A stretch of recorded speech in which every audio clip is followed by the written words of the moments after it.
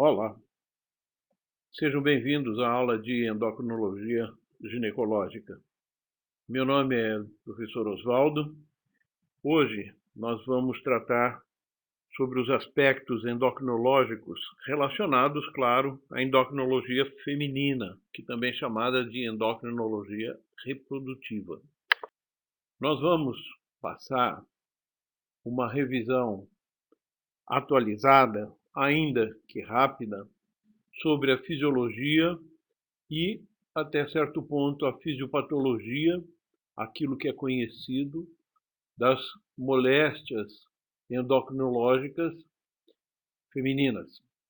E vamos abordar mais especificamente três grandes grupos: as hiperprolactinemias, as amenorreias e as condições de anovulação crônica, incluindo as formas de hiperandrogenismo e seus diagnósticos diferenciais.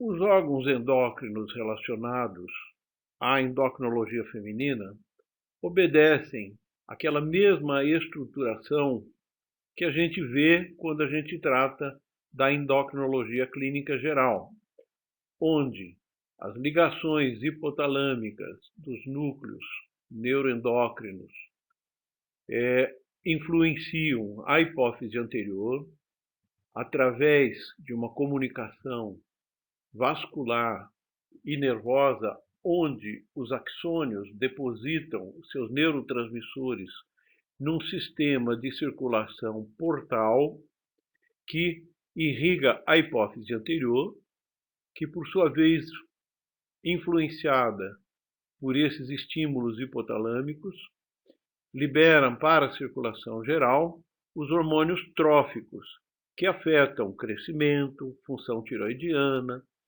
função adrenal e, mais especificamente, a função gonadal.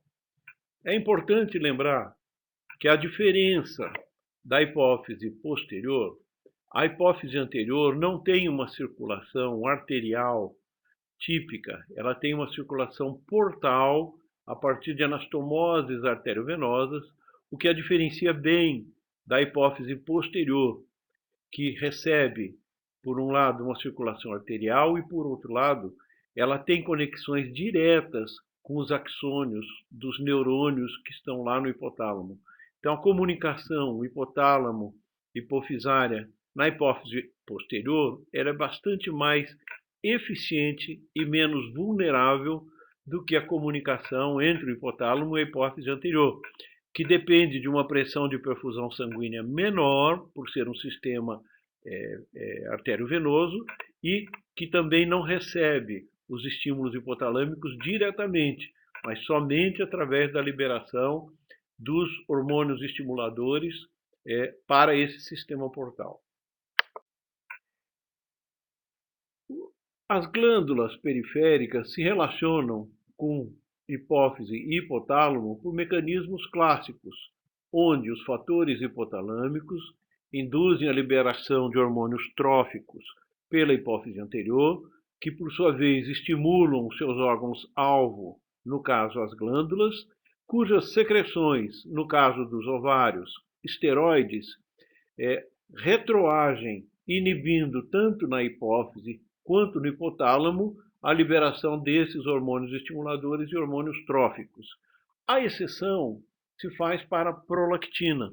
A prolactina não tem, que seja conhecido, um mecanismo de feedback negativo, de retroalimentação negativa a partir dos órgãos efetores. Ela simplesmente é liberada e quando se suspende a inibição para a sua produção, que normalmente é imputada à dopamina. Então ela funciona por um mecanismo exclusivamente de estimulação e não tem um mecanismo de retroação negativa, como acontece em relação aos ovários, como acontece em relação à tireoide, como acontece em relação às glândulas suprarrenais. É importante que a gente recorde para vocês ou introduza alguns conhecimentos novos sobre como se relacionam as gônadas com hipotálamo e hipófise. Nós sabemos que os mecanismos de feedback, onde os esteroides produzidos pela gônada retroagem a nível da hipófise e a nível do hipotálamo, inibindo as suas secreções, é uma explicação insuficiente para definir toda essa relação. Ela não consegue explicar como é que se desencadeia a puberdade, ela não consegue explicar como é que se desencadeia a liberação do LH e do FSH na forma de pico no meio ciclo. Então, para que a gente compreenda melhor esses mecanismos, é necessário introduzir alguns conhecimentos novos que vêm sendo gerados na última década, onde, se os senhores observarem a parte de cima desta figura, vocês vão ver um neurônio produtor de GNRH sendo influenciado por uma série de fatores além dos esteroides produzidos pelas gônadas. No caso aqui, representados estão o estradiol e a progesterona, com uma atividade inibidora do neurônio produtor do GNRH, porém, a gente vê que os neurônios ou as células que produzem as quispeptinas, que têm uma capacidade estimuladora sobre o neurônio produtor do GNRH, nesse caso, ela é estimulada, foi evidenciado que ela é estimulável pela secreção de estrogênio. Isso explica por que maiores níveis de estradiol na fase do 12º, 13º, 14º dia do ciclo tem a capacidade de provocar no neurônio produtor de GNRH uma descarga de GNRH que induz a hipófise anterior a descarregar uma produção rápida e acelerada de LH e de FSH, fazendo o pico mesocíclico. Então, as quispeptinas introduzem um conhecimento novo sobre a fisiologia do funcionamento do eixo hipotálamo-hipofise ovariano, buscando, através dela, conseguindo explicar, em parte, como é que se deflagra o processo da puberdade, que é via quispeptinas, e como é que se deflagra o pico mesocíclico do LH e do FSH, que também dependem da estimulação das quispeptinas.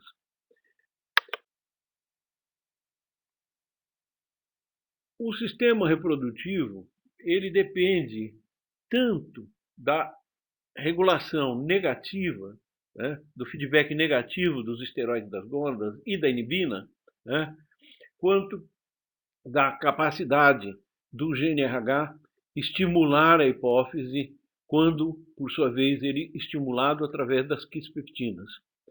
É importante, então, e esta figura sumariza, que a gente entenda que o estradiol tem, por um lado, um efeito inibidor sobre a produção do GNRH hipotalâmico e sobre a liberação do FSH e do LH hipofisários, mas tem a capacidade indutora da liberação em pico do LH e FSH, influenciando, então, o pico ovulatório, e isto por via do estímulo das células produtoras de quispeptinas, que, até onde se identificou até este momento, tratam-se de células da glia do sistema nervoso central, e não necessariamente de neurônios, especificamente voltados para neuroendócrino e para a neurofisiologia.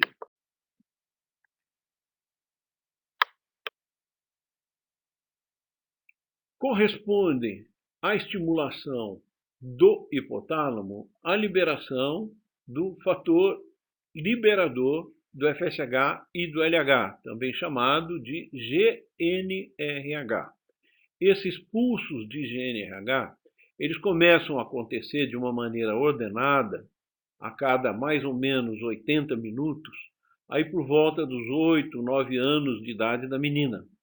E a cada liberação de um pulso hipotalâmico de GNRH, corresponde na hipófise à liberação num pulso proporcional e correspondente de hormônio luteinizante. Então, aos 8, 9 anos, essa pulsação do GNRH hipotalâmico se inicia de uma maneira mais organizada e é o evento neuroendocrinológico que preside o processo de instalação da puberdade. Isto vai continuar mais ou menos com as mesmas características que vocês veem nesta figura, ao longo dos próximos 35, eventualmente 40 anos, até que cessem as relações entre hipotálamo, hipófise e a gônada por falta de resposta gonadal, e esses picos organizados se desorganizam, eventualmente ganham frequência maior, ganham intensidade maior e, de uma certa maneira, explicam a sintomatologia incômoda que o climatério feminino apresenta por volta aí da 5ª ou da 6ª década de vida da mulher. De qualquer maneira, a liberação do GNRH cíclica e organizada a partir dos 9, 10 anos desencadeiam entre os 9, 10 até os 14 anos o desenvolvimento da puberdade, quando FSH e LH passam a ter um comportamento pulsátil, dependendo dos picos que são pulsáteis do GNRH e que fazem com que a mulher tenha o desenvolvimento do menacme, que são os ciclos, cerca de uma vez a cada 28, 30 dias, em que, mais ou menos no meio desse período, acontece o processo ovulatório. Deve-se lembrar, e vocês devem observar à esquerda nesse gráfico, que até por volta de 20 meses de idade, próximo de 1 ano e meio, 2 anos de idade da criança, tanto em meninas quanto em meninos, existe um fenômeno que nós chamamos de mini-puberdade, onde a criança tem níveis de FSH e de LH bastante aumentados, como vocês veem lá, em níveis que são equivalentes ou até maiores, eventualmente, do que os níveis que uma mulher no menacme, durante o período reprodutivo, apresenta. A essa mini-puberdade correspondem alguns sinais clínicos que podem ser observados na criança, nos primeiros meses ou no primeiro ano de vida. Às vezes o crescimento da mama, nem sempre bilateral, às vezes unilateral, pequeno desenvolvimento de purificação e eventual e excepcionalmente até sangramento vaginal e eventualmente cíclico, além de achados de cistos ovarianos correspondentes ao desenvolvimento folicular. A esse fenômeno da mini-puberdade, nós entendemos que trata-se de um processo de ativação transitória dos neurônios hipotalâmicos que estavam bloqueados em virtude dos altos níveis de esteroides que eram produzidos pela placenta durante a gestação e que, ao desaparecerem esses níveis com o nascimento, depois de algumas semanas, o hipotálamo se sente como que desbloqueado e passa a ser ativado até que o sistema das quispeptinas esteja inibido biologicamente de uma forma que nós ainda não o conhecemos e com isso cesse essa mini-puberdade. No caso da menina, já no final do primeiro ano, no caso do menino, isso pode perdurar até próximo de 2 anos de idade. E aí se siga um período de 7 a 8 anos de senescência, de repouso, até que, novamente mediado pelas quispeptinas, o hipotálamo ativado estimula através do GNRH a hipófise anterior e aí começam os ciclos pulsáteis de produção de LH e FSH que vão estimular no ovário o processo de desenvolvimento folicular e de ovulação até mais ou menos os 50 anos de idade, quando a falência dos ovários por perda da população folicular não permite mais que se estabeleça essa relação endócrina entre a gônada e o hipotálamo e a hipófise, e o ovário entra em repouso completo e as gonadotrofinas inicialmente sofrem uma grande elevação nos primeiros 2 anos que se seguem à falência dos ovários e permanecem em níveis elevados por toda a vida restante da mulher. A resposta que o ovário faz à estimulação de gonadotrofinas, e aqui nós encontramos na parte de baixo desta figura os níveis dia a dia, em números negativos, os dias que antecedem o pico ovulatório, e em números positivos, os dias que se seguem ao pico ovulatório. E no gráfico inferior, vocês observam que o pico de LH e de FSH acontece exatamente por volta do dia zero, quer dizer, no meio do ciclo, 14 dias antes da menstruação, e aí esse pico de LH e de FSH corresponde à ovulação. Em ocorrendo a ovulação, nós vamos ter como resposta a produção de progesterona, que aparece no segundo gráfico, de baixo para cima, em valores próximos de zero, são os círculos abertos, e que começa a se elevar a partir da ovulação e tem uma elevação máxima por volta do 7º dia após a ovulação e voltam a valores próximos de zero quando não acontece a fertilização, quando não acontece a geração do embrião, quando não existe a produção da gonadotrofina coriônica, esse corpo lúteo se atrofia e cessa a produção de progesterona, como os senhores veem neste gráfico. A produção de estrogênio ela não é tão afetada quanto a produção de progesterona. Existe uma boa produção de estrogênio na primeira metade do ciclo e uma razoável produção de estrogênio também na segunda metade do ciclo, né? O estrogênio dificilmente cai a valores próximos de zero, como acontece com a progesterona. Os níveis de estrogênio ficam por volta de 15 a 20 picomoles por mililitro e tem essa redução no período menstrual exclusivamente por um período de 2 a 4 dias. Né? Bom, a produção dos esteroides ovarianos acontece uma resposta endometrial, como os senhores veem na parte inferior desta figura. Né?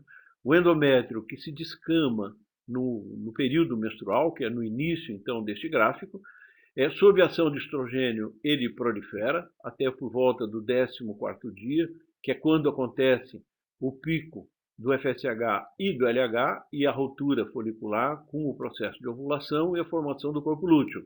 Com isso surge a produção de progesterona, que os senhores veem numa cor azul mais clara na parte de baixo do gráfico, e ela induz no endométrio uma transformação de maturação, que a gente chama de transformação secretora.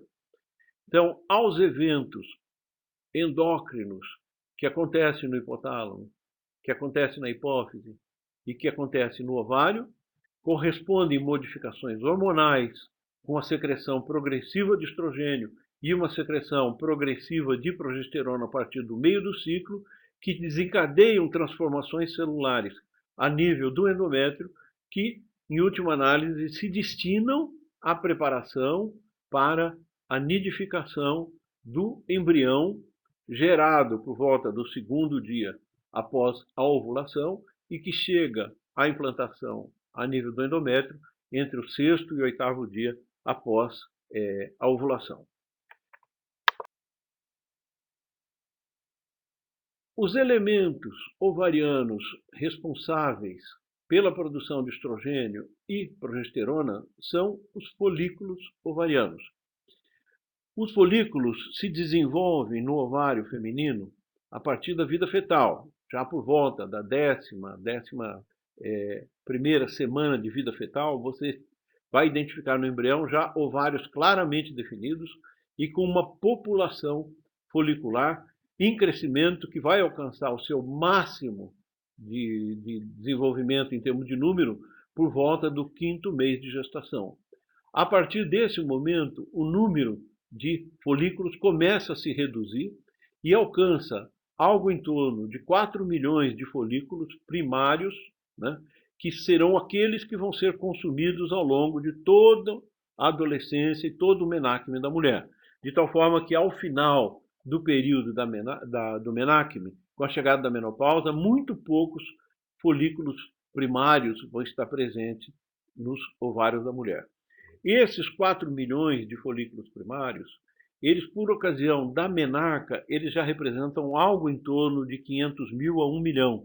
Quer dizer, o processo de apoptose acontece mesmo no período pré-puberal e o consumo de folículos primários vai desencadear a falência da gônada e essa falência vai acontecer tanto mais rápido ou tanto mais cedo, quanto menor o número de folículos primários que tenham sido colocados no ovário ou de acordo também com o ritmo de apoptose, o ritmo de morte desses folículos primários, que podem ser acelerados por quimioterapia, que podem ser acelerados por radioterapia, que pode ser acelerado por infecções virais e pode ser acelerado mais frequentemente por alterações autoimunes, produzindo inflamação imune no ovário e redução de folículos primários, desencadeando menopausa prematura nessas mulheres.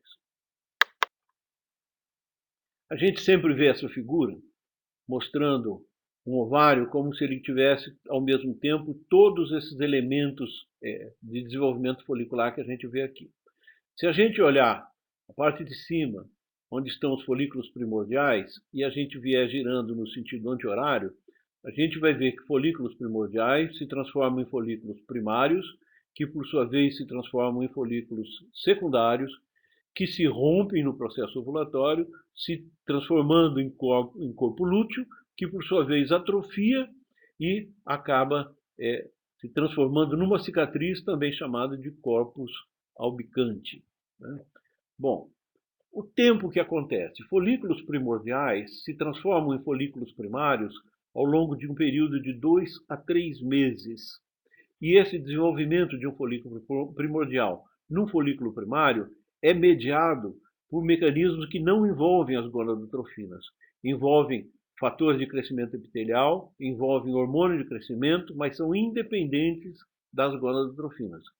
Os folículos primários, sim, expressam receptores às gonadotrofinas e eles conseguem evoluir um folículo primário que veio de um processo de maturação de 2 a 3 meses a partir de folículos primordiais.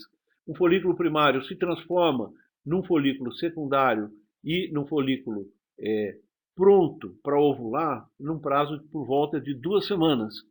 Então, são 14 dias para que o folículo primário se transforme num folículo secundário maduro, que evolui no 14º dia aproximadamente, pela ruptura folicular, liberação do óvulo, e se transforma num corpo lúteo, que por sua vez também tem 14 dias de prazo de vida, de sobrevida.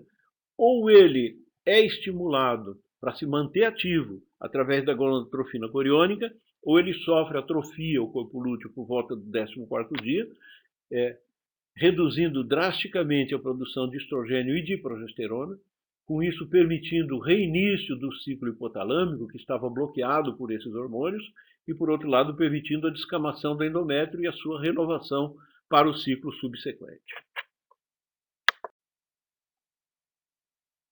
Esta imagem microscópica mostra, da esquerda para a direita e de cima para baixo, os folículos primordiais, que são minúsculos, praticamente não se vê em células granulosas, o que se vê é o ovocito primário, que ainda se encontra na primeira divisão meiótica.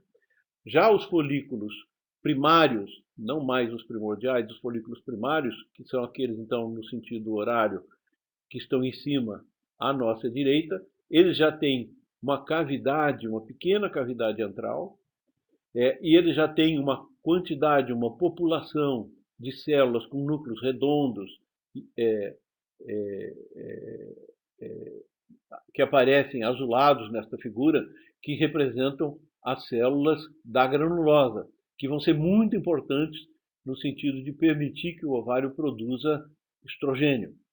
Com a evolução, a gente vê na figura de baixo, onde aparece o folículo de Graafi, ele já tem uma grande população de células da granulosa, que são aquelas de núcleos arredondados e arroxeados, tem uma cavidade antral e tem cercando esse conjunto de células da granulosa uma quantidade de células fusiformes que se organizam de uma maneira concêntrica, que são as células da teca.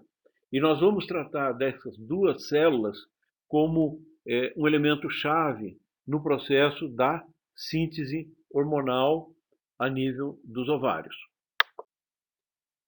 Esta figura mostra melhor as células da teca externamente, mais fusiformes, aqui aparecem mais claras na figura, e as células da granulosa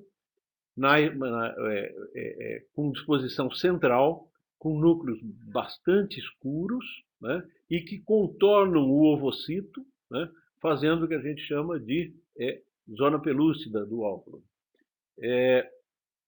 Essas células granulosas, que são internas, e células da teca, que são externas, elas têm um regime de crescimento numérico diferente ao longo dos 14 dias de desenvolvimento de um folículo primário.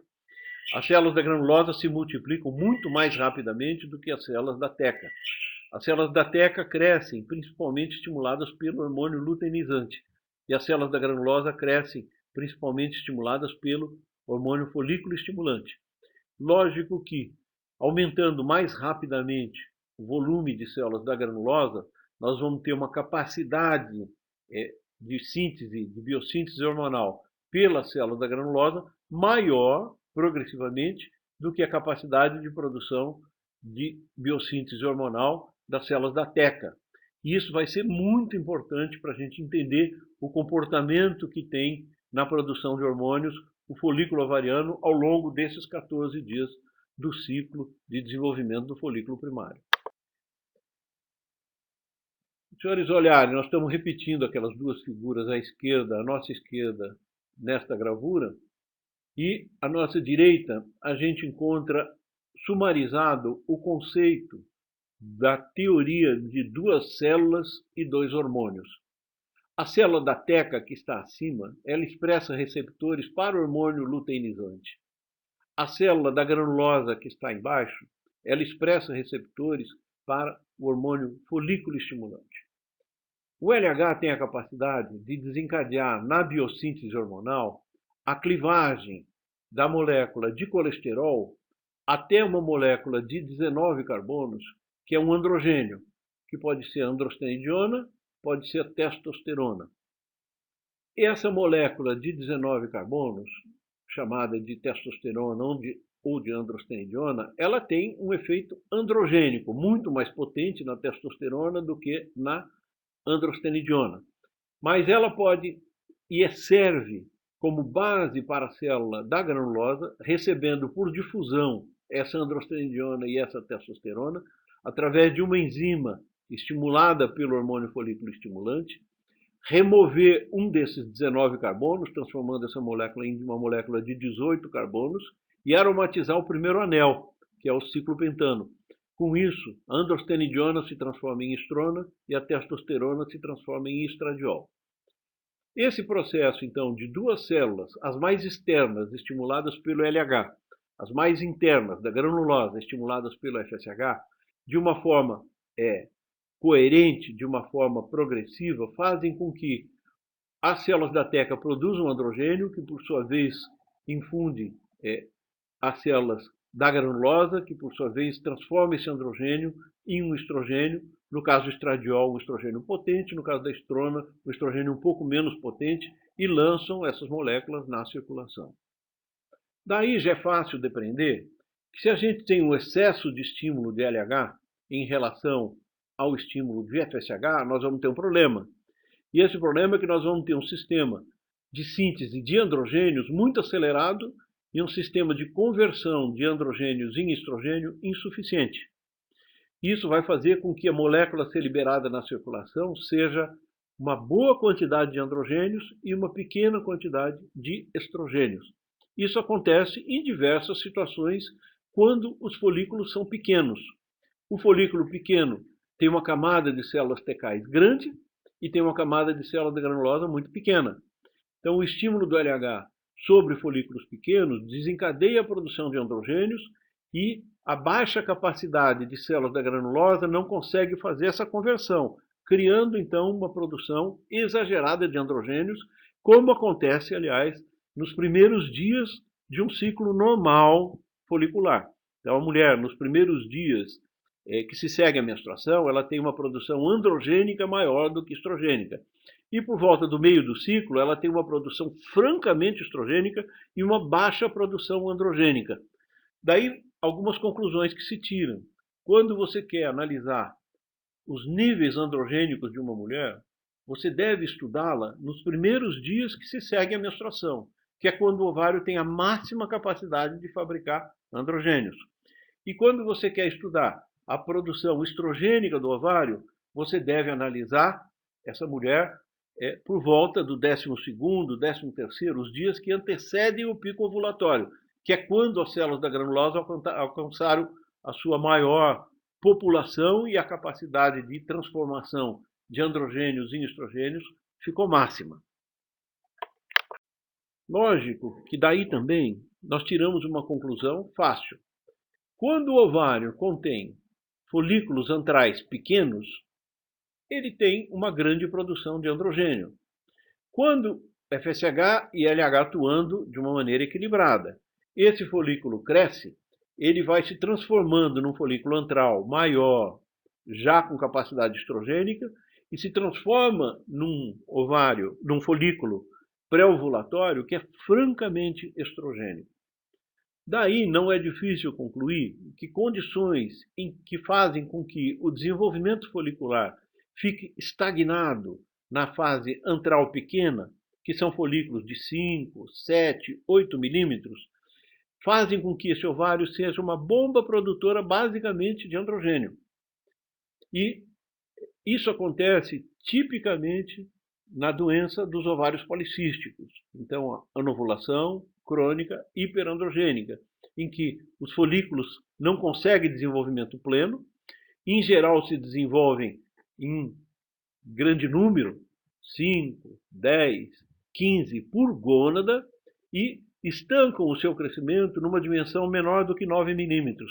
Isso faz, porque nós vamos ver um pouco mais adiante qual é a razão disso acontecer, mas isso faz com que o ovário dessas mulheres sejam fontes basicamente de produção de androgênio e até, eventualmente, uma boa produção de estrogênio. Mas essa produção androgênica acontece às custas de uma redução da produção estrogênica. Isso causa um desequilíbrio que vai trazer consequências no fenótipo bem claras, que vão ser acne, pirificação exagerada, eventualmente outros sinais de virilização.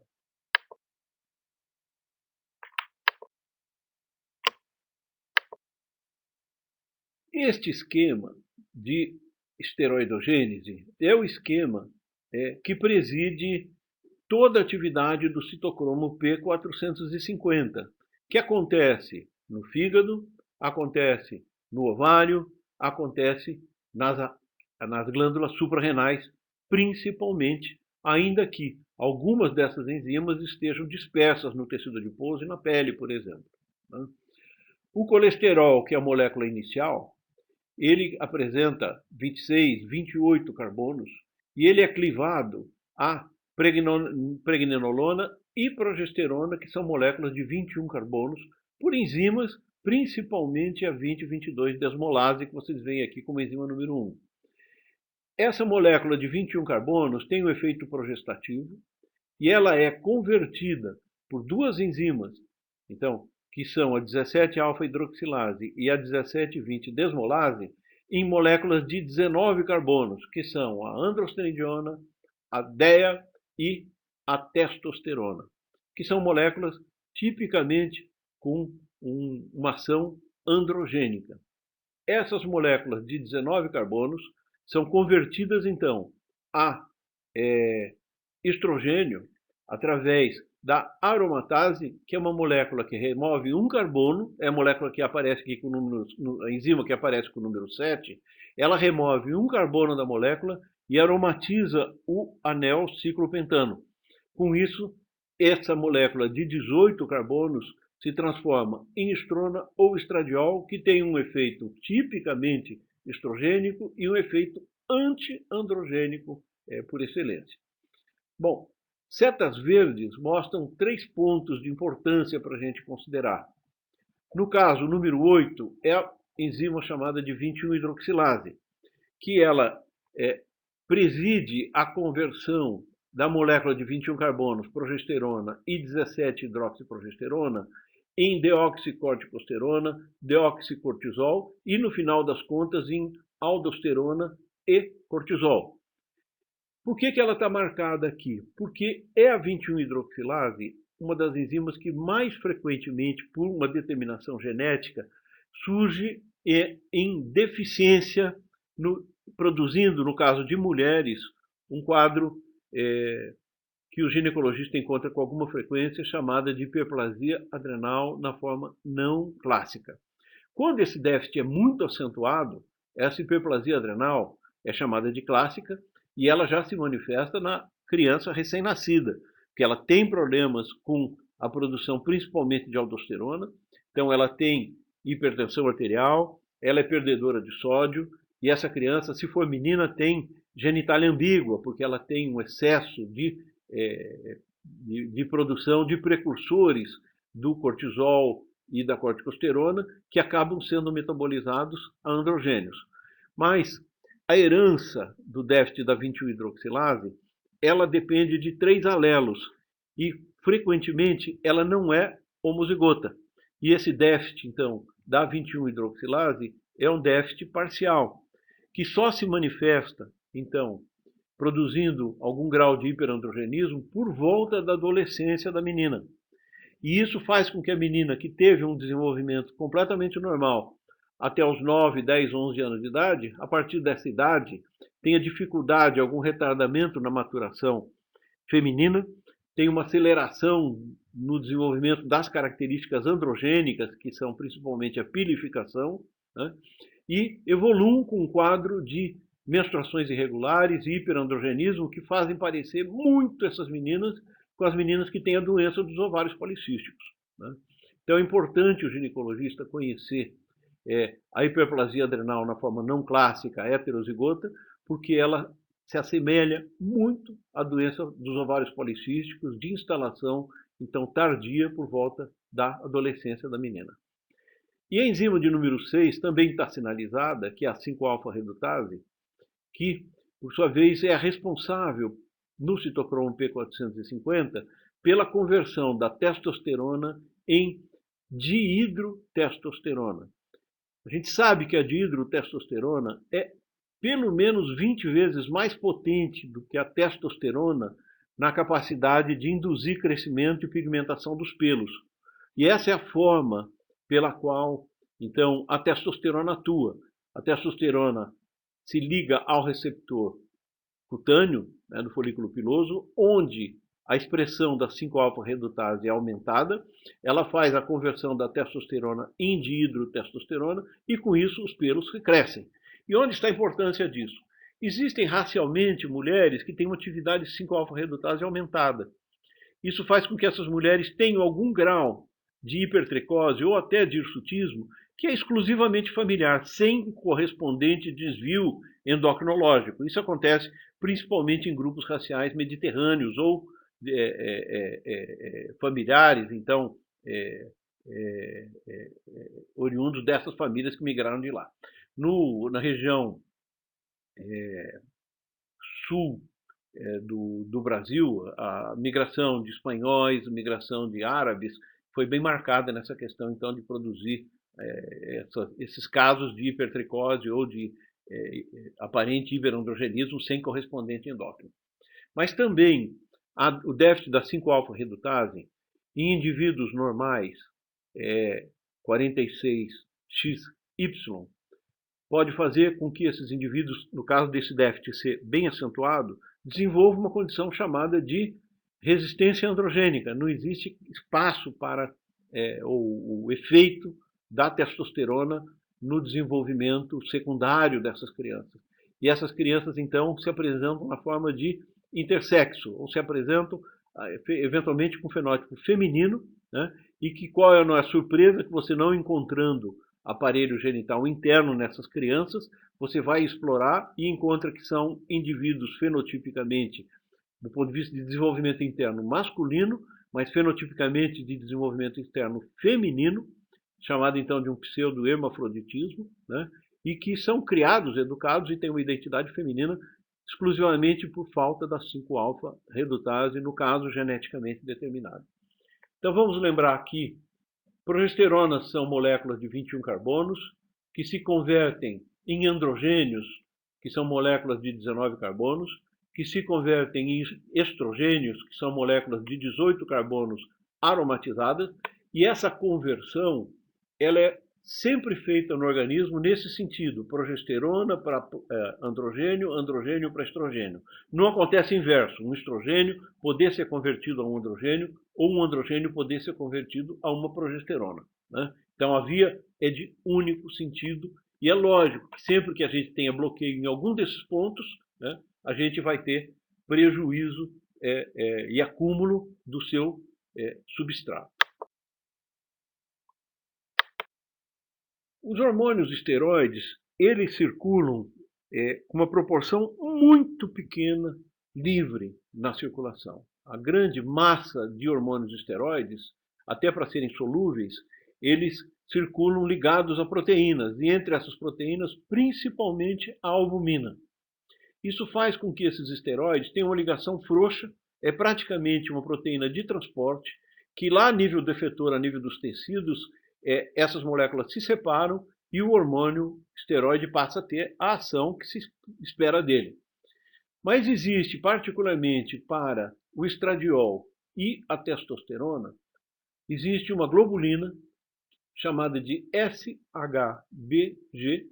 que é produzida pelo fígado em grandes quantidades, muito importante no sentido de que ela tampona, ela se liga à testosterona e ao estradiol com uma ligação muito firme que não permite a liberação dessa molécula lá no tecido periférico.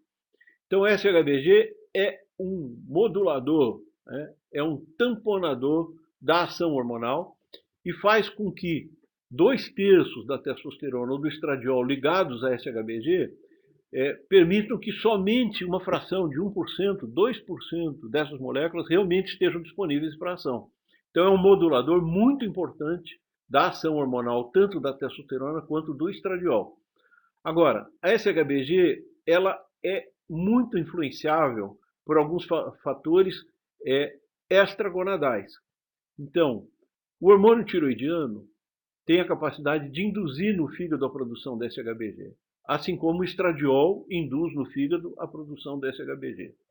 Agora, a insulina, principalmente em níveis suprafisiológicos, e a testosterona conseguem inibir no fígado a produção da SHBG.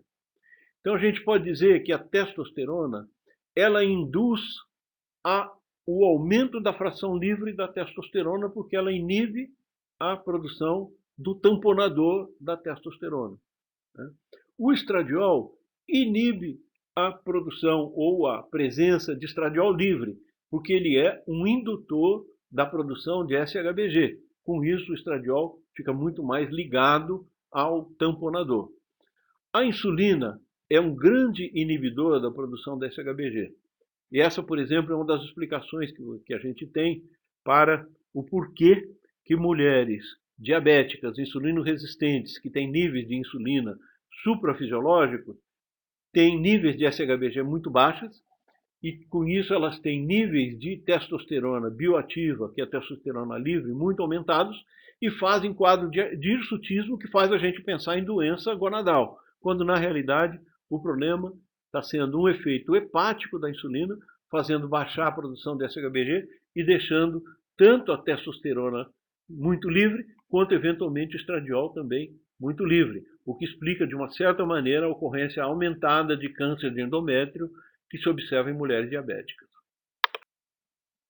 Esses hormônios ligados à proteína carreadora, eles só vão conseguir atuar depois que eles chegarem ao núcleo da célula, onde, pareando-se com o DNA da célula, eles desencadeiam a produção do RNA mensageiro, que por sua vez vai induzir a síntese proteica, que vai fazer a resposta ao estímulo do esteroide.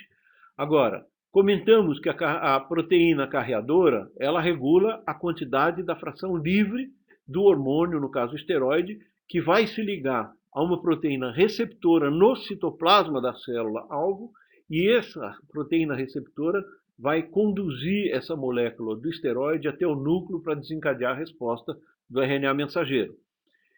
Então, essa proteína receptora do citoplasma da célula é o segundo mecanismo regulador da ação hormonal. Particularmente na ação do estrogênio, a proteína receptora ela é induzida pela presença do estrogênio. Então, quanto mais estrogênio, mais você vai ter de proteína transportadora que vai levar o estrogênio lá no núcleo para fazer o efeito biológico que o esteroide tem que fazer. Mas, por outro lado, a progesterona tem a capacidade enorme de inibir o desenvolvimento da proteína transportadora. E isso faz parte do mecanismo fisiológico, em que a progesterona da segunda fase do ciclo bloqueia uma parte das ações do estrogênio que presidiu a primeira fase do ciclo, induzindo mitoses celulares a nível de endométrio. Então, a progesterona, ao fazer o que a gente chama de endométrio transformado, o endométrio secretor, ela bloqueia a ação do estrogênio, cessa, portanto, a proliferação das células endometriais e permite que essas células agora se concentrem na produção de muco, ou seja, na transformação secretora que transforma esse endométrio num endométrio maduro.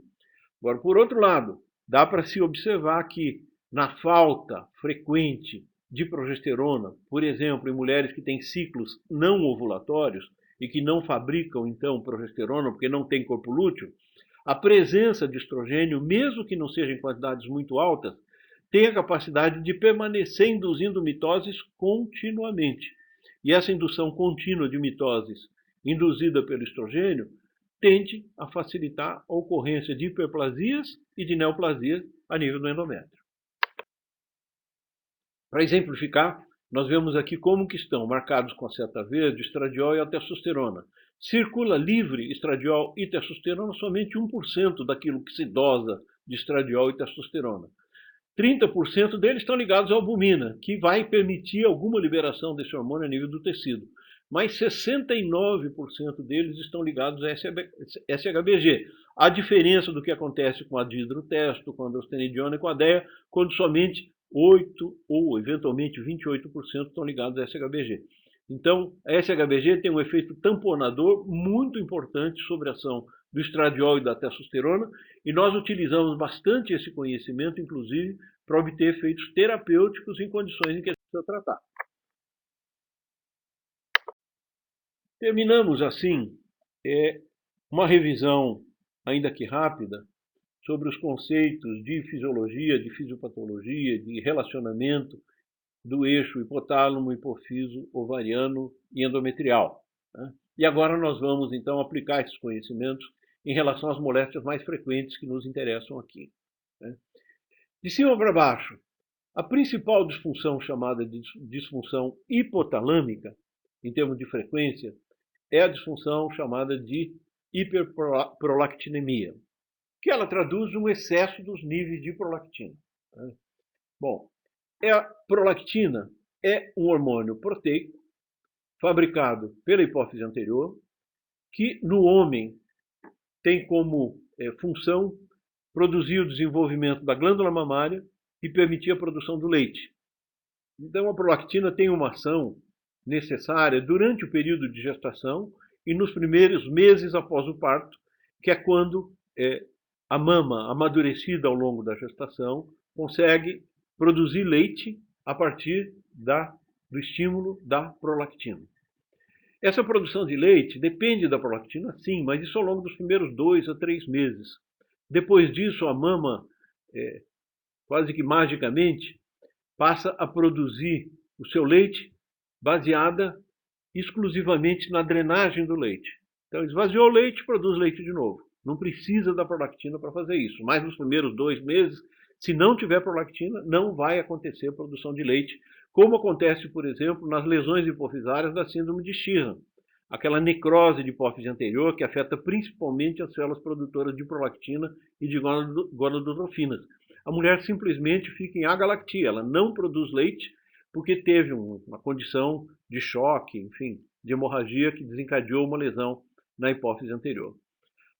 A hiperprolactinemia, então, ela arremeda de uma certa maneira os primeiros meses de pós-parto na mulher, em que a mulher permanece, então, em amenorreia e produzindo leite, galactorreia. E também entra em infertilidade porque a prolactina tem a capacidade de inibir a produção de FSH e de LH. Bom, a prolactina produzida em excesso, geralmente, ela é decorrente da formação de um tumor. Esse tumor é um tumor benigno, é um tumor das células produtoras de prolactina, que acontece na hipófise anterior. Geralmente são tumores pequenos, com menos de 10 milímetros de tamanho, e são chamados de microadenomas. Eventualmente, uma proporção muito menor, formam-se tumores maiores, produtores de prolactina, que são os macroadenomas, que têm mais de 10 milímetros. e que comprimem a estrutura da hipófise dentro da célula túrcica e que podem fazer extensão para fora da célula túrcica, seja comprimindo o seio esfenoidal, seja comprimindo o plexo carotídeo que corre ali do lado, seja fazendo uma projeção superior e alcançando o quiasma óptico e prejudicando, inclusive, de uma forma irreversível a visão. Mas uma parte, talvez metade dos casos de hiperprolactinemia são decorrentes de tumores. A outra metade não.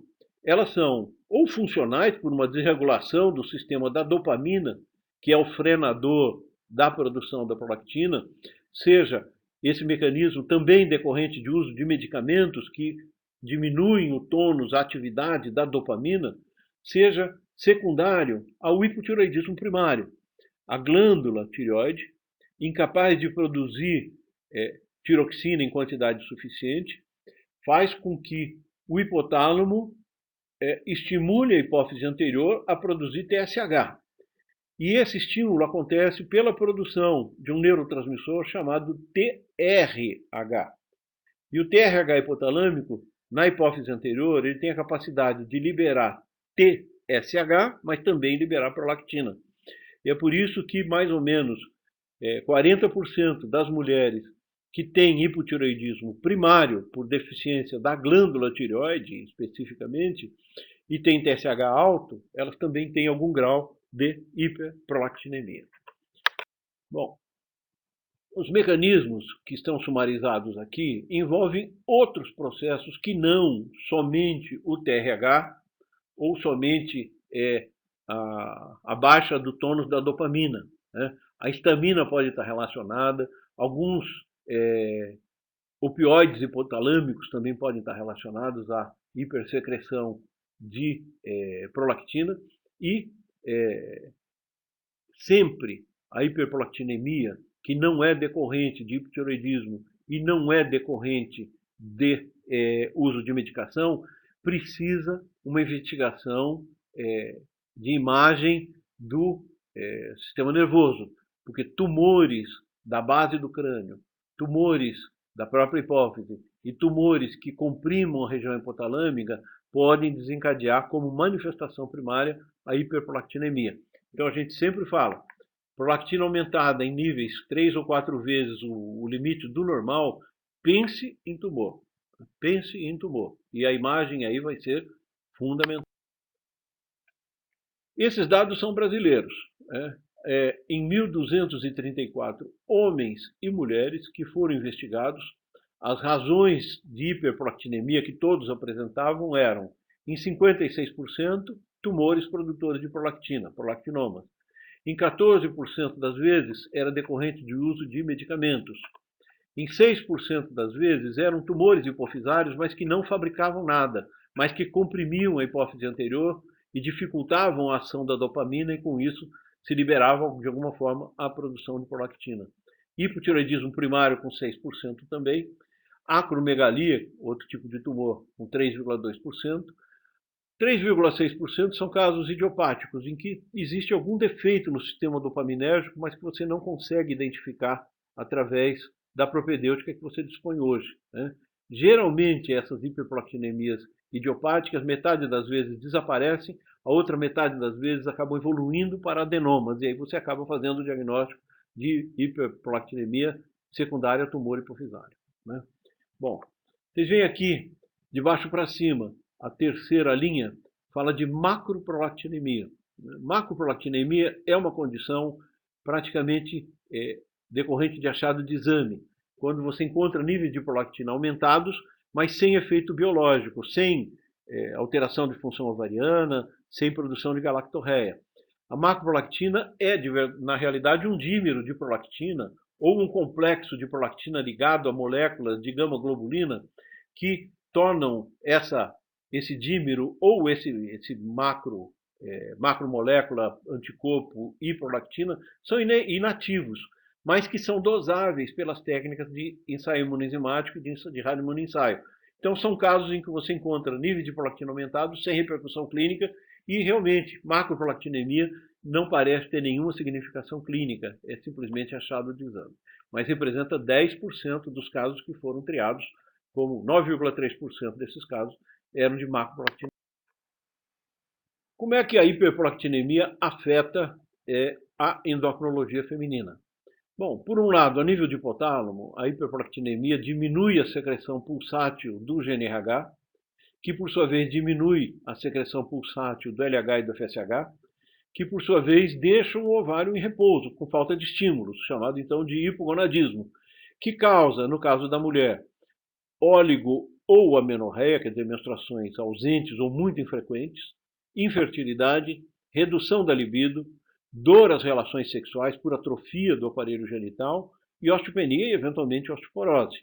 No caso do homem, mais frequente queixa dos homens em hiperprolactinemia é perda de libido, mas também acontece disfunção erétil, infertilidade, como acontece na mulher, e osteopenia e, eventualmente, osteoporose.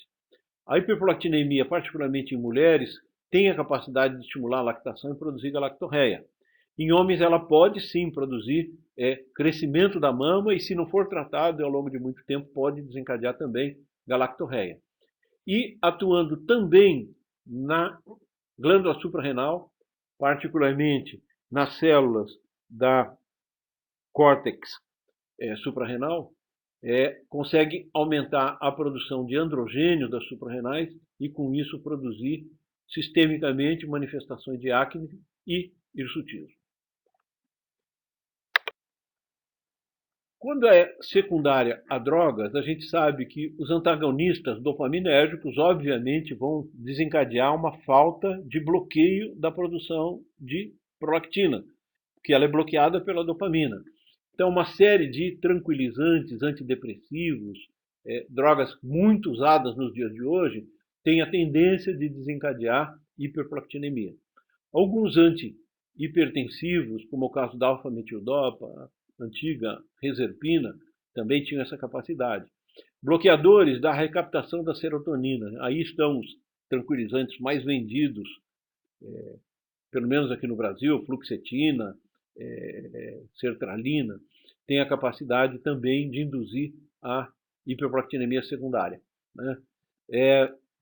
Lembrar que algumas drogas com ação no aparelho digestivo, como é o caso dos antagonistas de receptor H2, usados como antiácidos, antagonistas de receptor H1, usados como antialérgicos, mesmo estrogênios, cocaína, opioides ou outras drogas ainda, têm capacidade de, por ação direta sobre a dopamina ou por ação indireta sobre a própria célula produtora de prolactina, induzir um aumento na produção de prolactina. Geralmente, a hiperprolactinemia decorrente de uso de drogas, ela não é uma hiperprolactinemia em níveis tumorais. Ela está em nível de 2 a 3 vezes o teto, o limite superior de concentração da prolactina. E, geralmente, é fácil distinguir esses casos porque, clinicamente, você tem a ocorrência progressiva dos sintomas de galactorreia, de amenorreia, irregularidade menstrual, se seguindo a introdução do uso dessas medicações. E basta você suspender ou trocar a medicação, em algumas semanas essa sintomatologia toda desaparece. Naqueles casos em que a hiperprolactinemia é persistente, então que ela não é secundária a uso de medicação, não é secundária a hipotiroidismo, que você trata o hipotiroidismo, também a hiperprolactinemia desaparece.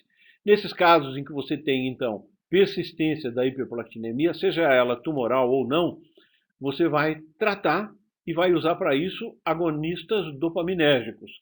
E esses agonistas são geralmente moléculas derivadas de um alcaloide, de um fungo chamado ergot, que no caso do Parlodel se chama bromoergocriptina. Ele é apresentado em comprimido de 2,5 miligramas, em dose de 2 a 4 comprimidos por dia, tem uma capacidade boa de bloquear a hiperprolactinemia. A cabergolina, cujo nome comercial é Dostinex, ela é apresentada em comprimido de 0,5 miligrama. Também é um derivado de um alcaloide do ergot e tem a capacidade bem melhor até do que a bromocriptina de bloquear a produção de prolactina. Então ela vai ser usada na dose de 1 a 2, 3, até eventualmente 6 comprimidos, somente que a divisão de tomada não é diária, basta 1 a 2 tomadas por semana, que é suficiente para bloquear rapidamente a produção de prolactina e devolver a ovulação, a regularização dos ciclos menstruais, a fertilidade, desaparecer o hiperandrogenismo ou melhorar a sexualidade. Agora, lembrar que, sempre que possível, remover a causa. Se for hipotireoidismo, trate. Se for secundária a drogas e medicamentos, veja com o prescritor a possibilidade de trocar por uma droga menos agressiva, que isso deve melhorar sem necessidade de utilizar esses agonistas dopaminérgicos. E sempre ressaltar, níveis normais de prolactina é por volta de 20, o limite superior, nanogramas por ml. Sempre que os níveis ultrapassarem 80 a 100 nanogramas, suspeite-se de tumor, a abordagem terapêutica pode ser diferente por causa disso, e investigue, se possível, antes de começar a tratar. Né? Investigue com ressonância magnética, na falta dela, tomografia da célula túrcica para ver a sombra, pelo menos, da hipófise, se existe crescimento ou formação de nódulos nela. As consequências desses tumores hipofisários podem ser muito graves. A gente já comentou, né, que no caso do tumor na hipófise só, ele vai causar hipogonadismo, pode, por compressão, causar hipotireoidismo, pode causar falha na produção de hormônio de crescimento e, eventualmente, até uma compressão muito acentuada, alcançar a supressão da produção de ACTH, com isso fazendo crises addisonianas. Né? A extensão do tumor para fora do diafragma celular, então para cima, vai alcançar o quiasma óptico, vai produzir hemianopsia, eventualmente bitemporal. Né? Inicialmente podem aparecer escotomas, a perda da percepção da cor vermelha, né? E eventualmente levar a cegueira por compressão, por lesão do feixe nervoso que corre pelo quiasma óptico, e isso é irrecuperável. Mas pode ter lesões hipotalâmicas, pode ter extensão ao seio cavernoso, alcançando, seja nervo óptico, seja nervo oculomotor, né? E extensões grandes ao sistema nervoso central, produzindo anosmia, cefaleia, hidrocefalia, uma série de outras condições, a partir de tumores, em geral, tumores maiores do que 1 centímetro, que são aqueles que não cabem na célula túrcica e se estendem para fora dela. Já falamos que a tireoide tem a ver bastante com a endocrinologia feminina. Né? Já falamos, olha, é a tireoide, o hormônio tiroidiano, que afeta a produção de SHBG, que por sua vez modula a ação do estrogênio e da progesterona. Já falamos que no hipotireoidismo primário a gente vai ter uma hiperprolactinemia secundária a isso.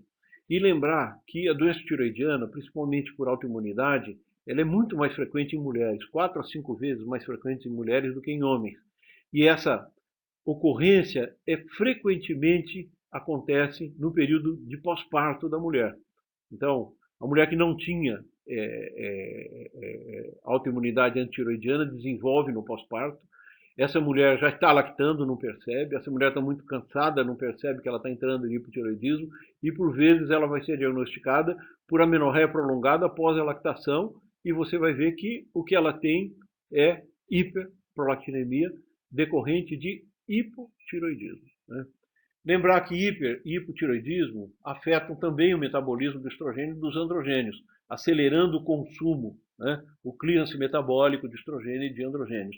Isso pode causar sangramentos uterinos anormais e, eventualmente, amenorreia. Né? O hipotireoidismo primário também tem a capacidade de induzir ou acelerar o aparecimento de puberdade precoce em crianças. E o hipotireoidismo pode desencadear hiperprolactinemia e queda da SHBG, como já comentamos anteriormente com vocês. A amenorreia indica uma falência importante, seja do órgão-alvo, do útero, seja do sistema endócrino, que se transformou, então ficou incapaz de produzir ciclicidade a nível do endométrio. Mas para que a menstruação aconteça, o problema pode não ser exclusivamente hormonal. Para que a menstruação aconteça, é necessário que a hipófise esteja sendo estimulada pelo gene RH, né, que por sua vez está sendo influenciado pelo córtex cerebral. É necessário que os ovários sejam estimulados pelo FSH e LH que vem lá da hipófise. É necessário que haja pelo menos produção de estrogênio pelo ovário, estimulado pelo FSH e pelo LH, em quantidade suficiente para produzir proliferação no endométrio. é necessário que haja um endométrio vivo, capaz de responder aos estímulos dos hormônios ovarianos. E é necessário que o trajeto entre a cavidade uterina e o ambiente externo esteja aberto, quer dizer, a vagina não pode estar ocluída, para que aí sim seja percebida a menstruação. A menorreia, por definição, é a ausência da menstruação numa mulher que previamente menstrua, né, por 3 ciclos consecutivos. Né? Bom, quando isso acontece, esses 3 ciclos geralmente são ciclos mensais, então você fala, é ausência de menstruações durante 3 meses.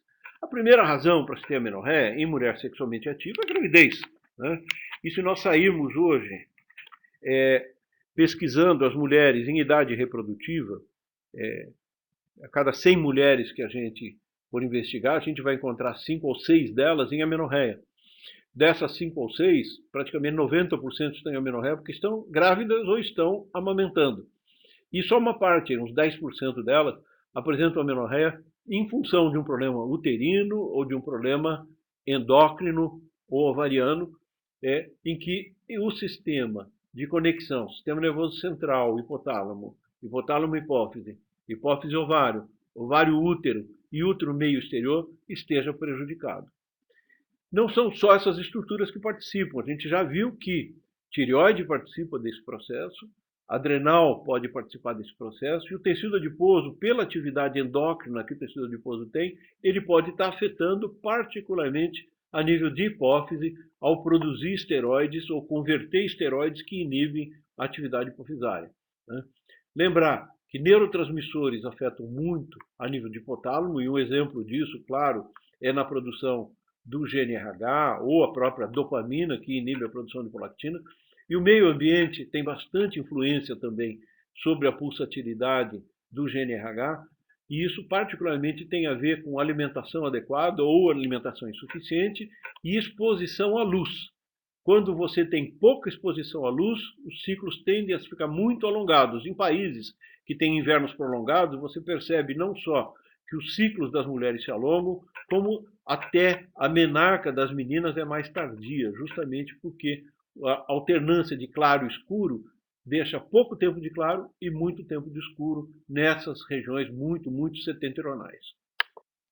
Bom, nós temos diversos mecanismos em que essa relação sistema nervoso central até o útero e a menstruação pode estar sendo afetada. Estresse, pseudociese, quer dizer, condições psiquiátricas que levam a mulher não grávida a se sentir como se estivesse grávida, se acreditar grávida, perda acelerada de peso, anorexia ou ganho acelerado de peso, exercício físico extremo, infecções sistêmicas, defeitos anatômicos do sistema nervoso central, como é o caso da síndrome de Kallmann. Né? São indivíduos que têm hipogonadismo e têm anosmia, têm dificuldade de percepção de cheiro por um defeito realmente de fusão da região hipotalâmica.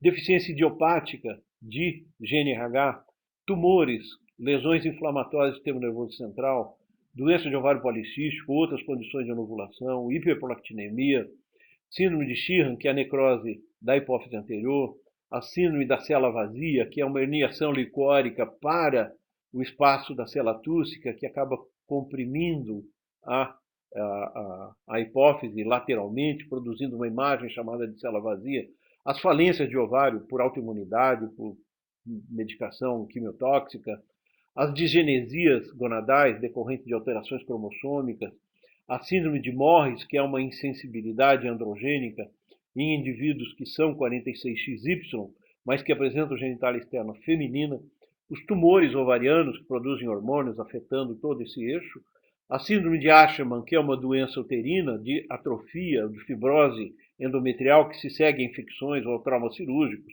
infecções do próprio cavidade uterina com atrofia ou com fibrose do endométrio, e defeitos de genitália interna, defeitos anatômicos como septo ou malformações müllerianas, todas essas condições podem estar associadas a alterações do ciclo menstrual, produzindo amenorreias ou irregularidades menstruais. Nós temos diversos mecanismos de investigação para isso. Né?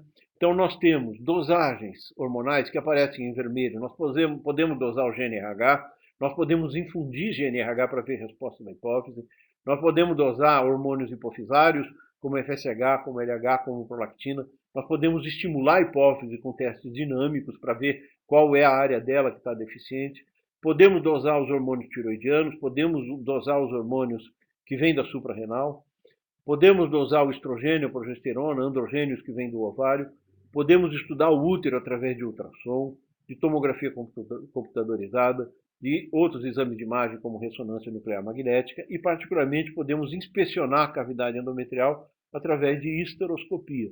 A questão é que existe um belo arsenal, é saber como utilizar, fazer o útil coerente, racional da tecnologia, né, e conseguir o diagnóstico etiológico e fisiopatológico mais preciso possível quando estivermos investigando essas mulheres. Quando a mulher não menstrua, nunca menstruou, a gente chama de amenorreia primária.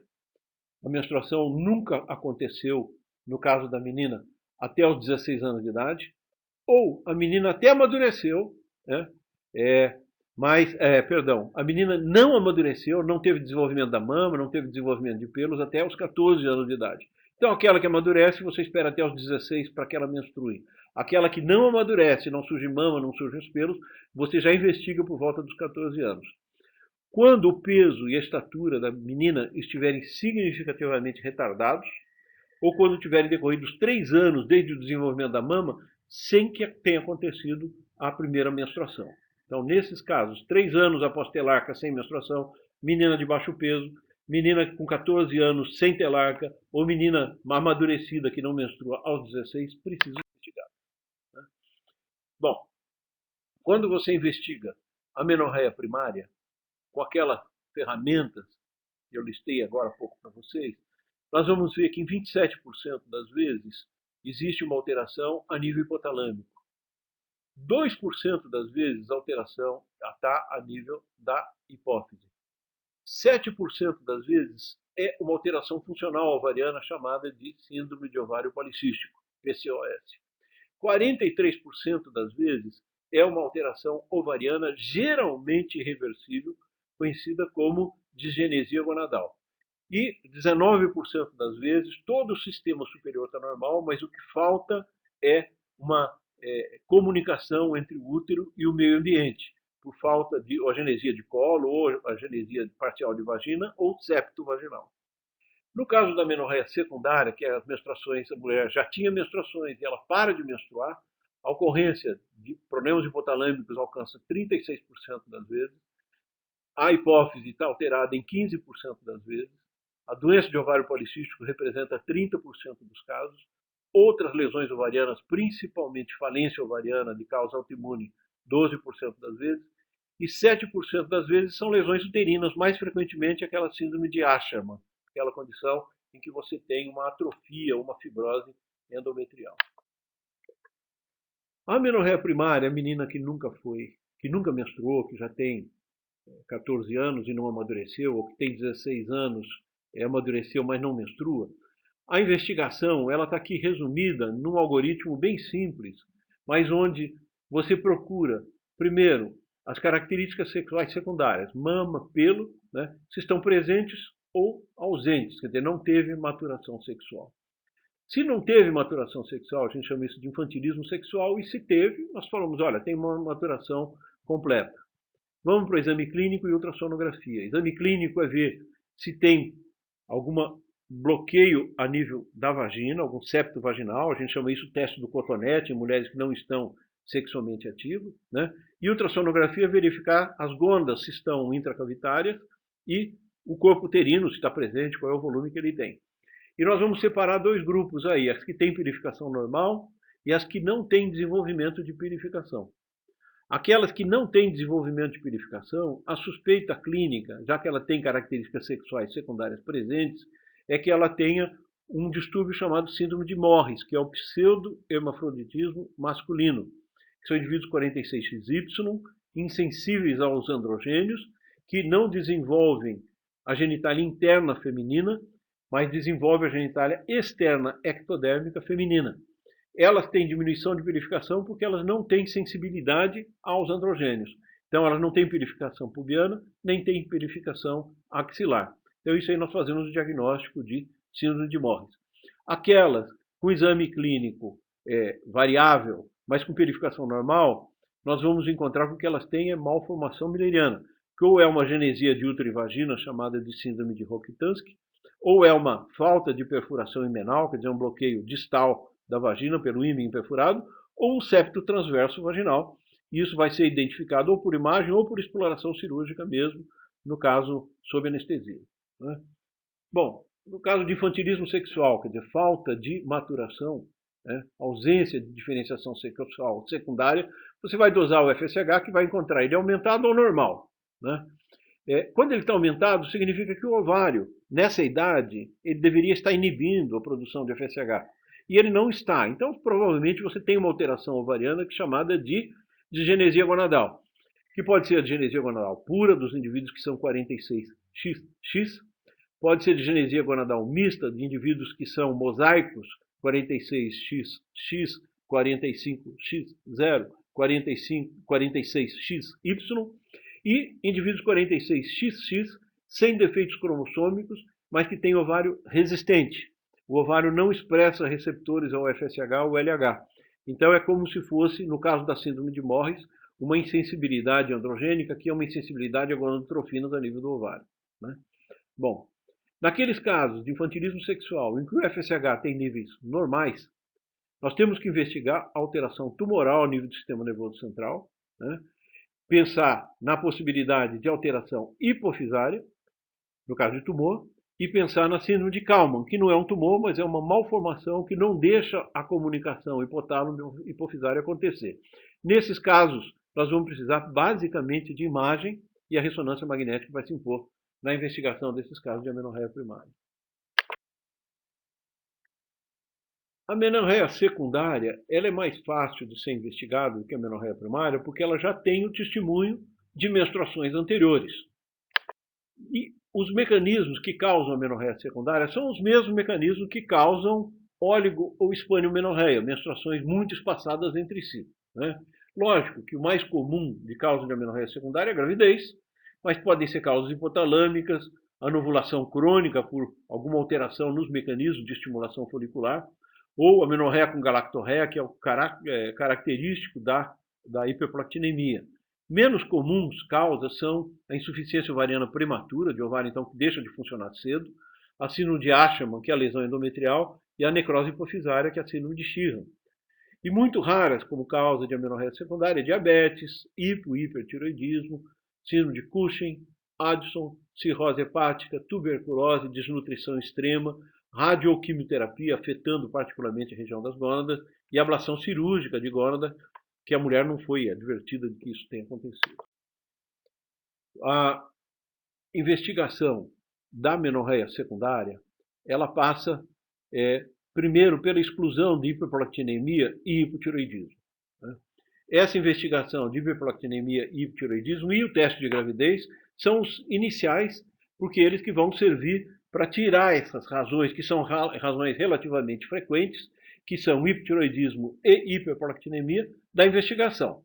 Restam para a gente mulheres em amenorreia secundária, com prolactina normal, com TSH normal, e que a gente submete a um teste de estímulo com progesterona, ministrando por via oral progesterona, que vai, ao longo de 10 dias, fazer um endométrio que esteja proliferado se transformar num endométrio secretor, que é um endométrio que, se ele não for mantido com progesterona, ele se descama e sangra, e com isso produz uma menstruação. Então, o teste de progesterona é você dar progesterona oral, um comprimido por dia durante 10 dias, e aguardar 2 semanas depois para verificar se acontece sangramento. Em acontecendo sangramento, você pressupõe que o endométrio está sadio, pressupõe que tem uma boa produção estrogênica, porque a progesterona conseguiu funcionar e descamar esse endométrio. Então, o diagnóstico é a anovulação crônica, e o principal diagnóstico aqui vai ser doença dos ovários policísticos mesmo. O problema é quando o teste de progesterona é negativo. Ele pode indicar para a gente que não tem produção de estrogênio ou que o útero não é capaz de sangrar, porque ele tem um endométrio lesado. Essa mulher que menstruava previamente, por isso a menorreia secundária, ela pode ter sofrido uma fibrose endometrial depois de uma curetagem, depois de uma endometrite, depois de uma infecção local. Então, nesses casos, a gente aplica um teste, que é um teste de estímulo combinado de estrogênio e depois de 20 dias de estrogênio, mais estrogênio e progesterona. Com isso, a gente quer separar aquelas que não produzem estrogênio das que produzem estrogênio. Então, aquelas que não produzem estrogênio, quando você dá estrogênio e depois progesterona, ela sangra. Bom, se ela sangra, o que significa que ela não produzia estrogênio nem progesterona. Então, o útero está sadio, o que ela tem é uma doença que afeta a produção de estrogênio e progesterona. Pode ser falência ovariana, pode ser uma doença hipotalâmica, pode ser uma doença hipofisária. Agora, se eu der estrogênio e progesterona, 20 dias de estrogênio, mais 10 dias de estrogênio, mais progesterona, e mesmo assim a mulher não sangrar, você sabe que o que ela tem é uma alteração a nível da cavidade uterina, uma alteração endometrial. Porque nós fizemos uma situação progressiva, sequencial, hormonal adequada, se tivesse um endométrio vivo, ele teria que ter descamado. Então, isso a gente chama de síndrome de Sheehan. Né? Bom, quando você tem sangramento após o estímulo com estrogênio e progesterona, você sabe que tem uma desordem endócrina que fazia com que o ovário não produzisse nem estrogênio nem progesterona. Então, uma possibilidade é que ela tenha uma falência ovariana. Nesse caso, o FSH vai estar muito aumentado. Vai estar aumentado como acontece na digenesia gonadal. O ovário não consegue bloquear a hipófise, com isso ela fabrica FSH em grandes quantidades. Agora, quando você dosa o FSH e ele está diminuído, você sabe que existe uma doença a nível de hipotálamo ou da hipófise. Né? Um dos dois está afetado, de tal forma que ou a hipófise não é estimulada a produzir FSH, ou ela até é estimulada, mas ela não consegue produzir porque ela sofreu uma lesão a nível dos produtores. Bom, a produção de gonadotrofinas também ela acontece de uma maneira variável ao longo da vida da mulher. Né? Nós temos aqui em verde a produção, os níveis de FSH, nós temos em preto os níveis de LH, em roxo, clarinho, o nível de estrona e em vermelho o nível de estradiol. Na mulher, 6 anos, 4 anos, 2 anos antes da menopausa e 2, 4, 6, 8 anos após a menopausa. A gente vê que antes da menopausa os níveis de estradiol eram altos, os níveis de estrona eram mais ou menos metade dos níveis de estradiol, os níveis de FSH e LH eram normais, até que, por volta do segundo ano ou um ano antes da menopausa, os níveis de FSH e LH começam a subir, na medida em que os níveis de estradiol e estrona já estão caindo. A menopausa define o momento em que a mulher parou de menstruar, e é a partir desse momento que os níveis de estrona e estradiol se igualam, ficam muito baixos, e os níveis de FSH e LH, mais o FSH do que o LH, sobem e sobem muito. O FSH alcança níveis próximos de 100, quando o normal dele era abaixo de 10, e o LH alcança níveis próximos de 50, quando o valor normal dele também era abaixo de 10. A esse período de 2 anos que antecede a menopausa, nós chamamos de transição menopáusica, e ele explica bastante, essas variações hormonais explicam bastante algumas queixas que a mulher apresenta, seja em relação à ciclicidade, à fertilidade, aos sintomas que ela apresenta por deficiência de estrogênio ou pelo aumento das gonadotrofinas. E, enfim, chegamos no capítulo das anovulações, que parece até um símbolo romano, mas se trata da síndrome dos ovários policísticos. Essa moléstia já teve muitos nomes, né? Ela já se chamou, se chama hoje anovulação crônica hiperandrogênica, né? Mas ela já se chamou, e até hoje vocês vão encontrar citações dela, como a doença de Stein e Leventhal, né? Descrita em 1933, né? e já relacionada a problemas de desenvolvimento de cistos nos ovários. A gente conceitua que tem a doença dos ovários policísticos, a anovulação crônica hiperandrogênica, a mulher que apresenta oligomenorreia, sinais clínicos ou dosagens laboratoriais indicando hiperandrogenismo, e ovários com morfologias policísticas, quando a gente faz exame de ultrassonografia. Né? Não precisa ter os 3, basta ter 2 desses sinais, oligomenorreia com ovário policístico, hiperandrogenismo com ovário policístico, ou ausência de ovário policístico morfologicamente, mas tendo oligomenorreia e hiperandrogenismo, lógico que excluindo o hipotiroidismo, excluindo hiperprolactinemia, excluindo tumores produtores, tanto no ovário quanto na suprarrenal, excluindo hiperplasia das glândulas suprarrenais ou doença de Cushing. A mulher que apresenta 2 desses 3 sinais é considerada, então, como portadora da doença dos ovários policísticos. O diagnóstico vai ser mais ou menos fácil de fazer clinicamente, porque essas mulheres apresentam ciclos irregulares, em geral muito alongados, que datam desde a menarca e não se normalizaram. Acne, sinais hiperandrogênicos, né, hirsutismo progressivo, mamas hipodesenvolvidas, testosterona dosada em nível normal, mas a fração livre da testosterona, a fração bioativa aumentada, uma preponderância do hormônio luteinizante sobre o folículo estimulante, em geral um nível de o dobro ou mais, e frequentemente sinais de resistência periférica à ação da insulina, mostrando que tem um componente metabólico importante nessa doença. Os sinais de acne, de hiperandrogenismo, são fáceis de serem observados, né, pela purificação, em geral pelos escuros e espessos, e distribuição tipicamente masculina. Né? Então, é o triângulo genital que se transforma num losango, é o triângulo sacral que se estende em direção à nádega, é a região do buço, é a região submentoniana, que são distribuição de pelos, às vezes centro de tórax também, distribuição de pelos masculinos. Para quantificar essa purificação, a gente usa um índice chamado de Ferriman-Galloway, onde nós testamos diversos, no caso 9 sítios do corpo, verificando a quantidade de pelos e comparando isso com uma tabela visual, dando 0 quando o pelo terminal é ausente, só tem pelo velar, pelo não pigmentado, e dando 4 quando esses pelos estão em quantidade muito, muito grande. Se depreende daqui que é possível somar em 4 pontos em 9 locais até 36 pontos. Né?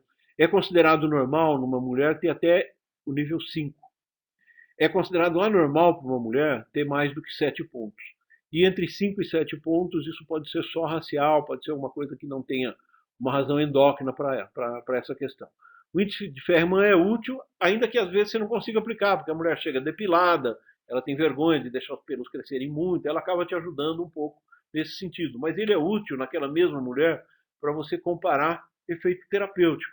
Então, a mulher que tinha Ferriman de 18, com o tratamento reduz para 12, depois reduz para 8, depois reduz para 6, e aí você está monitorando resultado e um outro colega atendendo pode comparar um pouco a observação dele com a sua.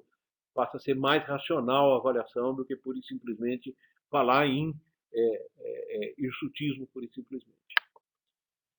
Os ovários policísticos, eles são muito característicos, como imagem, da doença dos ovários policísticos. À esquerda, nós estamos vendo o ovário policístico clássico, onde a gente vê que existem pequenos cistos, sempre pequenos, com menos de 9 milímetros de tamanho, e distribuídos perifericamente na superfície da gônada, fazendo com que o centro fique hiperrefringente, e desse o nome para isso de roda de carroça.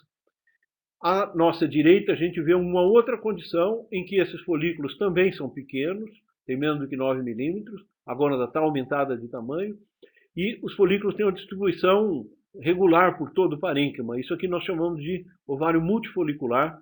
Ele não tem uma repercussão endócrina, acontece naturalmente nas mulheres e mais frequentemente acontece quando a mulher ganha um pouco de peso, quando ela perde um pouco de peso, ou quando ela está em processo de recuperação após o parto, ou quando ela usa pílula anticoncepcional ou implantes contraceptivos e remove. Esse é um achado frequente que mostra simplesmente uma recuperação da função ovariana.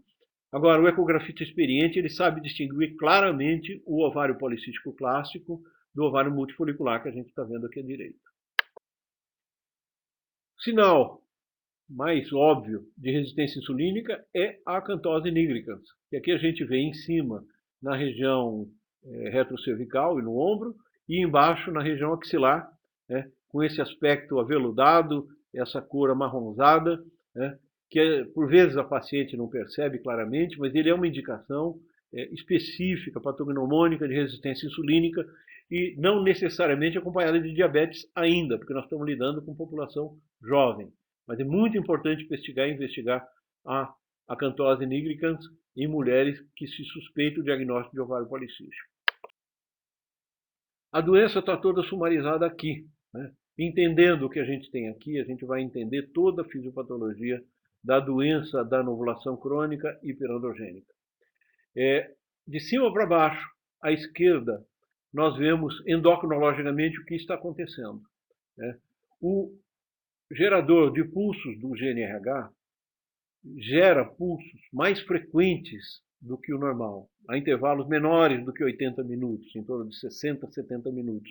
Isso, de alguma maneira, na hipófise anterior, favorece a produção de LH e não favorece a produção de FSH.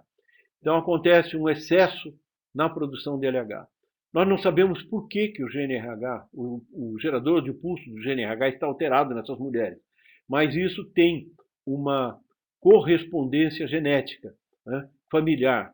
Então, parece que existe algum defeito a nível dos mecanismos reguladores, lá das quispeptinas, aquelas moléculas que controlam o gerador de pulso de GNRH, que é transmissível através de mutações, obviamente, genéticas. O LH, em quantidade excessiva, vai atuar excessivamente nos receptores de LH a nível das células tecais, que aparecem em rosa. E o FSH, em quantidade proporcionalmente menor, vai atuar na célula embaixo, que é uma célula da granulosa, que expressa receptores para o FSH. O LH, atuando sobre o receptor do LH, promove a clivagem do colesterol aceleradamente a dehidroepiandrosterona, androstenediona e testosterona. Então, é uma bomba muito poderosa de produção de androstenediona, dehidroepiandrosterona e testosterona. A androstenediona e a testosterona passam para a célula da granulosa, que, estimulada pelo FSH, vão produzir aromatização, só que vai ser incapaz de aromatizar todo aquele volume de testosterona e androstenediona que a célula da teca, hiperestimulada pelo LH, está mandando. Com isso, a atividade da aromatase vai converter um pouco a estrona, um pouco a estradiol, mas vai haver uma deficiência relativa da capacidade de conversão da aromatase, fazer os androgênios se transformarem em estrogênios. E com isso, a gente vai ter, passando para a figura que está à nossa direita, embaixo, um aumento na secreção de androgênio pelas células tecais. Esse androgênio em excesso vai sendo liberado através do ovário, vai atuar a nível do fígado, reduzindo a produção de SHBG. Vocês lembram, a testosterona diminui a produção de SHBG. Com isso, nós já vamos ter esse androgênio que veio da célula tecal ficando cada vez mais ativo por falta da SHBG ou por redução dos níveis da SHBG causados já pelo androgênio que está sendo liberado em excesso e pela falta relativa de estrogênio que o ovário está conseguindo produzir. Mas a isso vem se somar o efeito da obesidade ou de defeitos intrínsecos da ação insulínica, como a gente vê lá em cima. De alguma maneira, a hiperinsulinemia, decorrente de um pâncreas saudável que responde fabricando insulina, e quando o efeito sobre a glicemia não é suficiente, ele aumenta a produção de insulina, nós vamos ter hiperinsulinemia, que por um lado vai ao fígado afetar mais ainda a produção de SHBG, que vai conseguir aumentar mais ainda a fração livre bioativa da testosterona, mas também vai atuar diretamente a hiperinsulinemia no ovário, inibindo o desenvolvimento folicular, fazendo com que aqueles folículos parem no tamanho de 5 a 9 milímetros, como nós vimos lá atrás, que são folículos com uma tendência a produzir excesso de androgênio e aparecer no ultrassom com aquela imagem que a gente viu lá, periféricos forçados para a periferia por causa das células da teca que estão hiperestimuladas pelo LH. Então as células da teca ficam hiperplásicas e empurram os folículos para a superfície do ovário, fazendo aquele aspecto em roda de carroça. E pior ainda, a hiperinsulinemia parece ter a capacidade, na hipófise anterior, de aumentar mais ainda a produção do LH. E a nível da suprarrenal, induzir um aumento na produção de androgênios pela suprarrenal. Estabelece-se assim um ciclo vicioso, onde cada vez mais LH é produzido, cada vez mais testosterona é produzida na célula tecal, cada vez menos SHBG é liberada, cada vez mais a mulher engorda, cada vez mais ela produz androgênios e deixa esses androgênios, seja da suprarrenal ou do ovário, livres para atuar a nível de folículo piloso, a nível de musculatura, a nível da célula gordurosa e produzir aumento de massa, aumento de peso, obesidade, mais resistência insulínica, e essa é uma doença metabólica progressiva. E é por isso que a gente insiste tanto em que doença de ovário policístico deve ser tratada como uma doença metabólica.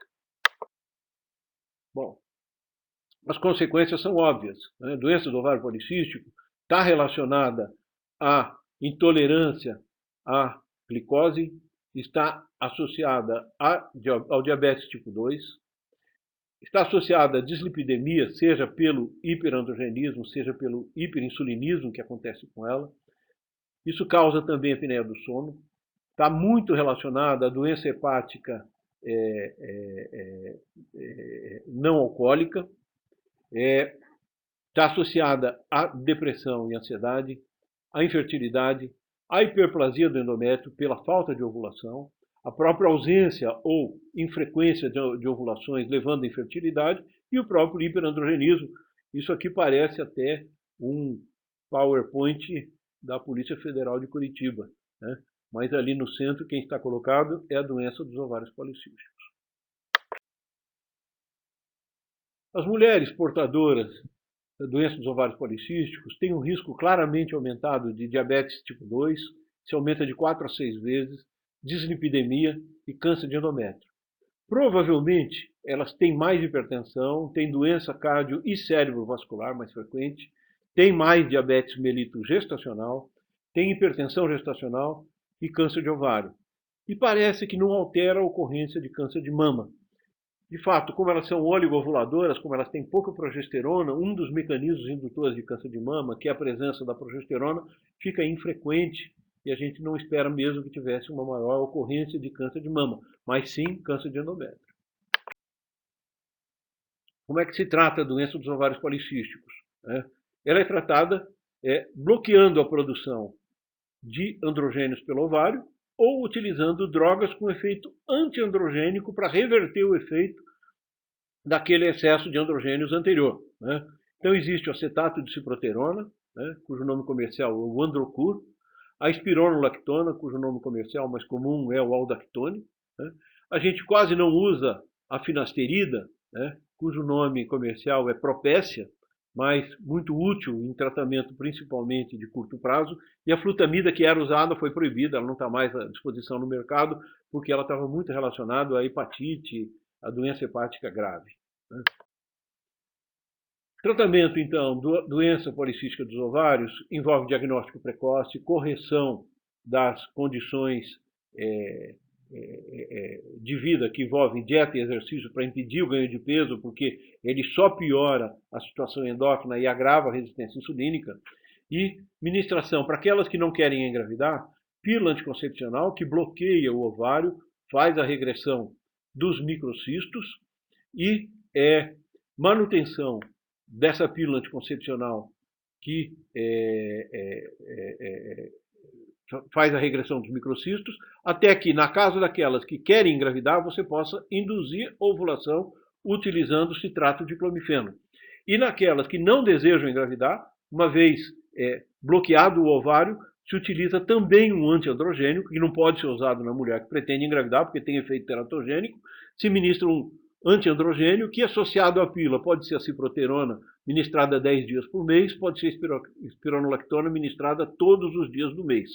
Em geral, a gente associa com a pílula anticoncepcional, e essa associação vocês veem embaixo nessa tabela, com pílula durante 21 dias, mais ciproterona durante 10, os primeiros 10 dias da pílula com ciproterona, ou a pílula durante 21 dias, mais a espironolactona durante 28 dias, inclusive nos 7 dias do intervalo da pílula, ou a pílula mais a finasterida, dada 1 miligrama em dose pequena, então contínua, e proteção nos 7 dias de intervalo da pílula anticoncepcional com um contraceptivo de barreira, no caso um preservativo. Ah, mas ela já não toma pílula? Toma.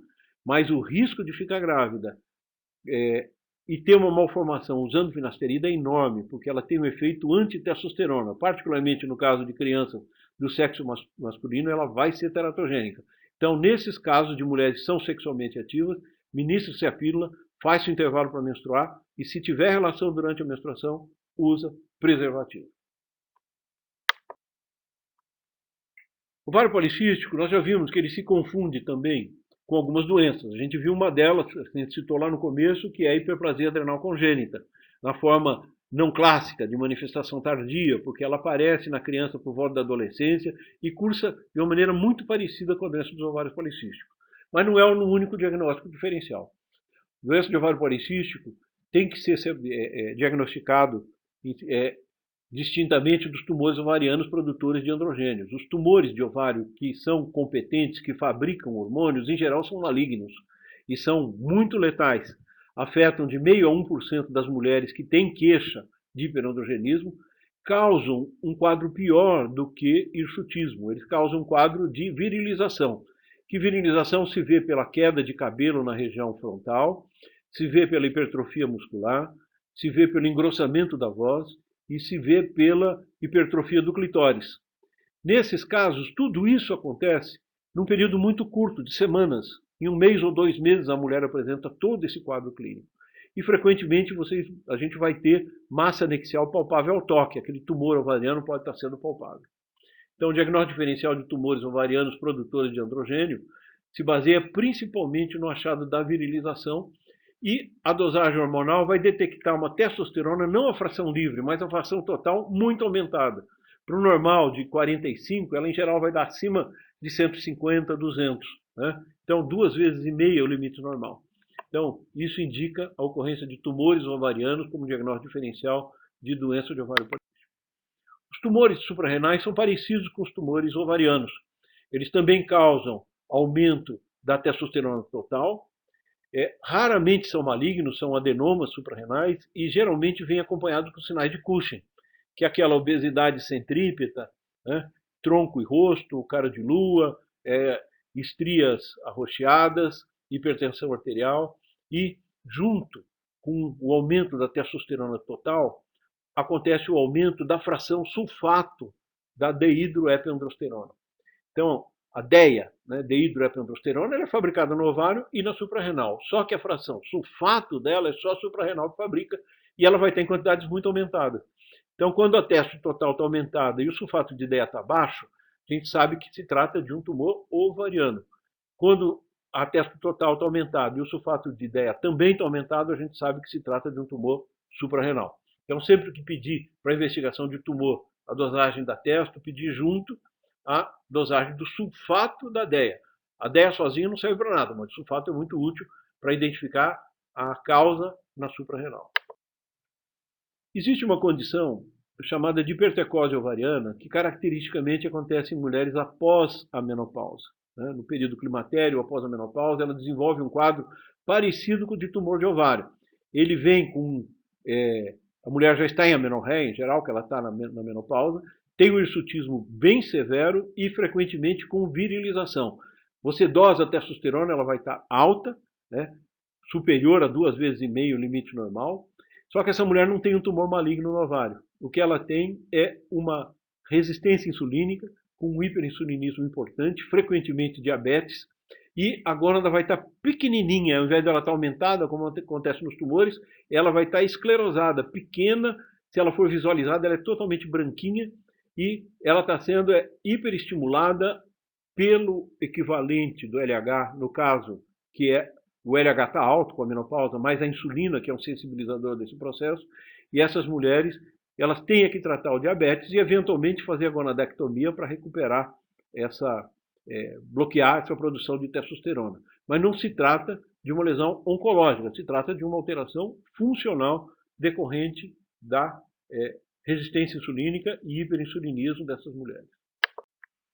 E, por último, o hiperandrogenismo na suprarrenal, que nós já comentamos bastante, no caso da hiperplasia adrenal congênita na forma não clássica, né, devido ao déficit da 21-hidroxilase, o marcador sanguíneo é o acúmulo da 17-hidroxiprogesterona, acomete até 10% das mulheres que se queixam de hirsutismo, frequentemente tem oligomenorreia, parece igualzinho um ovário policístico, até porque tem um começo no período perimenarquial. Já na adolescência a menina começa a ter o quadro todo como se fosse ovário policístico. A diferença do ovário policístico é que o marcador 17-hidroxiprogesterona vai estar aumentado. Em geral vai estar em níveis acima de 4, e se a adrenal for super estimulada por uma injeção endovenosa de ACTH ou de um equivalente do ACTH, esses níveis da 17-hidroxiprogesterona vão ultrapassar facilmente o valor de 10 nanogramas por ml.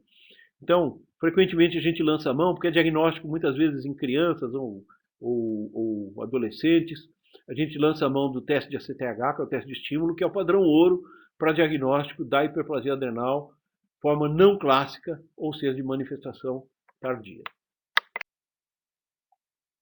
E aqui entra, então, o algoritmo de diagnóstico importante das síndromes hiperandrogênicas. Né? Síndromes hiperandrogênicas, pergunta que se faz, tem virilização? Sim ou não? Se não tem virilização, são os não virilizantes, isso pode ser hiperplasia adrenal, pode ser ovário policístico, pode ser idiopático, pode ser só um distúrbio metabólico. Então, a quem não tem virilização, dosa-se a 17-hidroxiprogesterona ou, preferencialmente, após estímulo com CTH. Se ela passa valores, aqui no caso de estar referido por decilitro e não por ml, por isso vocês veem valores de 1.700, se ela ultrapassa 1.700 nanogramas por decilitro, você tem uma hiperplasia por déficit da 21-hidroxilase. Se ela está entre 1.000 e 1.700, vale a pena fazer diagnóstico molecular, porque deve se tratar de uma forma heterozigota de penetrância incompleta. Isso é importante do ponto de vista de orientação reprodutiva. E aquelas que não ultrapassam 10 nanogramas por ml, né, então aqui a diferença com os 1.000, 1.700 por decilitro, né, se trata de hirsutismo idiopático, síndrome de ovário policístico e implica em avaliação metabólica. Agora, os casos que têm síndrome virilizante precisam fazer imagem, tanto adrenal quanto ovariana. Imagem adrenal mostrando o tumor está definido. Isso vai vir acompanhado de um sulfato de DEA aumentado também. Se a imagem adrenal está negativa, deve se tratar de um tumor de ovário ou hipertecose de ovário. E a distinção vai ser feita baseado na identificação ou não de resistência insulínica, de acantose nigricans e diabetes tipo 2. Bom, uma aula longa. Revisamos praticamente toda a neuroendocrinologia reprodutiva feminina e nós vamos ficar à disposição de vocês para tirar dúvidas, eventualmente avançar mais, dissecar alguns desses temas. O livro-texto recomendado é o livro do professor Leon Speroff. A biblioteca do nosso departamento tem alguns exemplares e me parece que esse texto está disponível também em arquivo eletrônico. O próprio departamento pode eventualmente estar oferecendo. Bom estudo para vocês.